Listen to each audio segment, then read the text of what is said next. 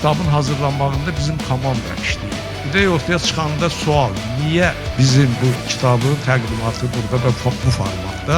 Bu hərəkətlərin əsasında biz müharibə və post-müharibə dövründə 110 nəfər hərbiçini və xüsusi təyinatlı və qazini reabilitasiya edib çalışmışıq.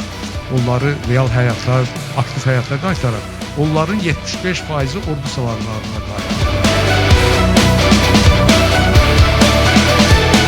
Kitabın təqdimatı uzun bir layihəni, hansı ki 2016-cı ildə başlayıb onun mühüm nəticələrindən biridir. Bu cür gözəl layihəni etmişik. Ümumiyyətlə çoxlu faydalı işlər görülüb akademiyada. Üçlü diplom proqramı hələ imzalanmayır. Ölkədə bir ilkə imza atmaq istəyirik və belə bir üçlü diplomun tamamlanmasını hədəfləyirik.